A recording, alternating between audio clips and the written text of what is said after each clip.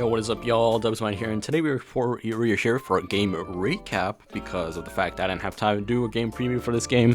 I literally forgot this game was gonna happen. Well, not fully, but it was a 10 a.m. Pacific time start, and I was just, celebrating stuff with my family, just, having a good time, and then I just completely did not wake up in time. Well, actually, no, funny enough, I did wake up in time for the game, but I woke up literally actually at 10. I didn't wake up a few hours before, so I didn't have time to make a video. So here we are doing a game recaps to make up for it. So we got the Warriors article here. Warriors win offensive shootout over Hornets, ending 2025 on a high note. So they defeated the Hornets 132-125 on New Year's Eve. Both teams shot over 50% from the field, 40% from three, and we hit a season high tying 24 3-pointers at a 49% clip, which was insane. Yeah, I mean, it was just a great shootout with the Warriors, scoring a lot of it. It was definitely like how you would expect the Warriors to see, because the thing is, a lot of, like I've said before, these previous games, that the Warriors have been getting open shots, they just have not been, getting them to hit.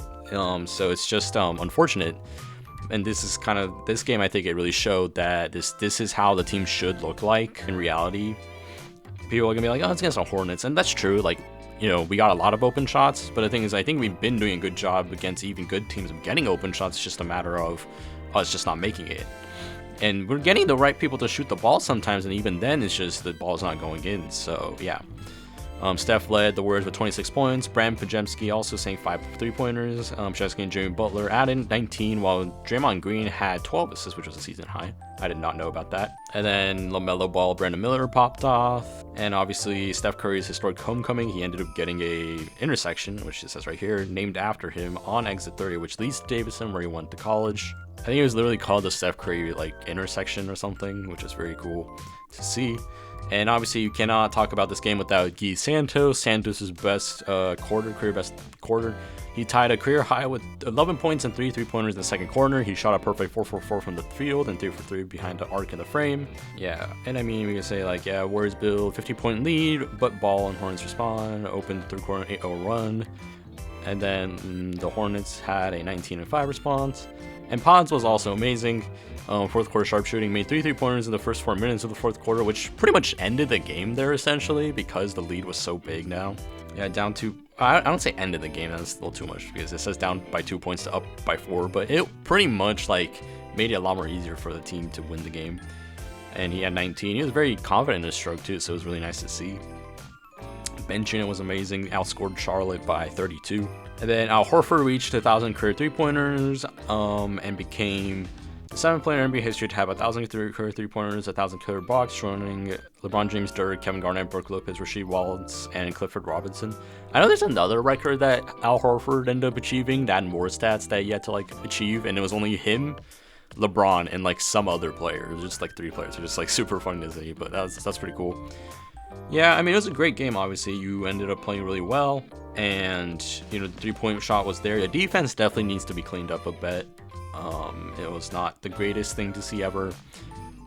And then the next game is against the Thunder, so it's going to be very interesting. I'm very scared, obviously. They're a very good team, but they've obviously looked a little bit more human these past few weeks, with the fact they lost against the Spurs and, have been a bit shaky, but they're still a really good team, obviously, and, they're the team to beat, so we'll see.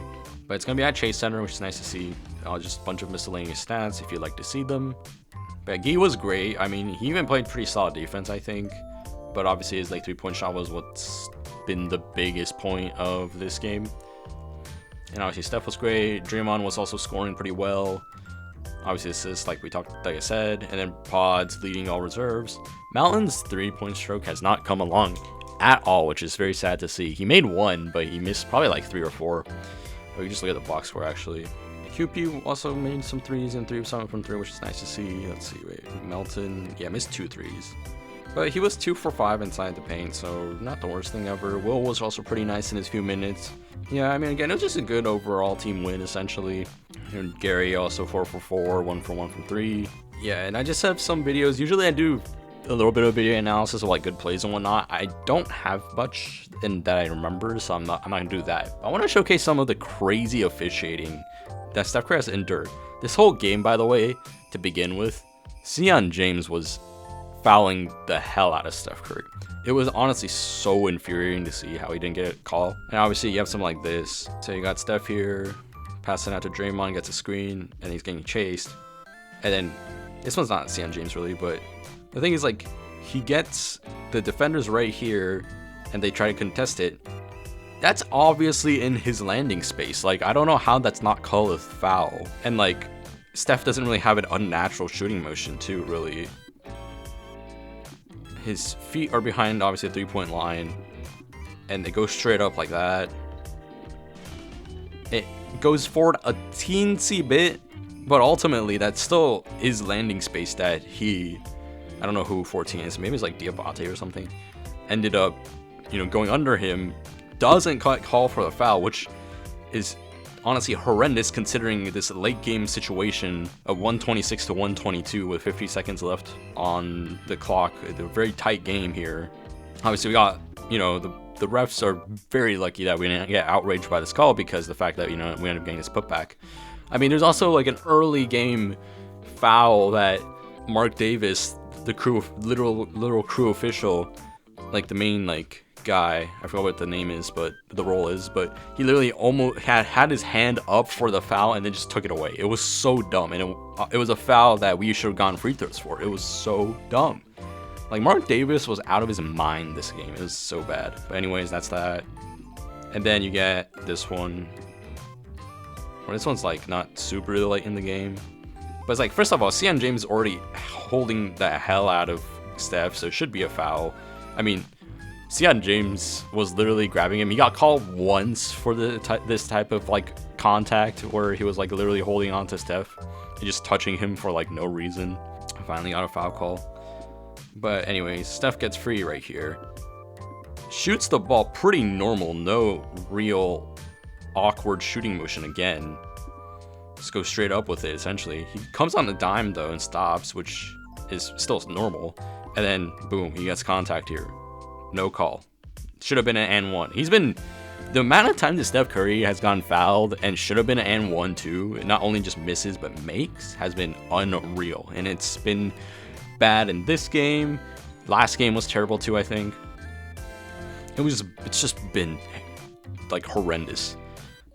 And I mean, this is again an example of where it should have been a and one. Easy contact there. Literally any superstar in the league. Jason Tatum's not playing. Jalen Brunson, Shai Gilgeous-Alexander, Luka, especially, even I don't know, Donovan Mitchell gets it. All these lead superstar guards in the league get this call. Everyone but Steph Curry. It's just so dumb, honestly. I mean, everyone knows about the infamous clip of where the Suns are literally trying to foul him in late games so that they can make him shoot free throws, and he's still not getting the call because the refs absolutely hate his guts for some reason. It's honestly ridiculous. It's just ridiculous. And whenever most Warriors fans complain about the fact we don't get fouls, is about the whole team, but also majority of them is just the fact that Steph isn't getting these calls. Yeah, I get that, the team hasn't been driving and whatever, so it's fine. That's fine. I think this season it's been okay, in terms of not getting foul calls, whatever. The amount of Steph no calls, though, has been insane. I know I'm repeating myself here, but I just hate it.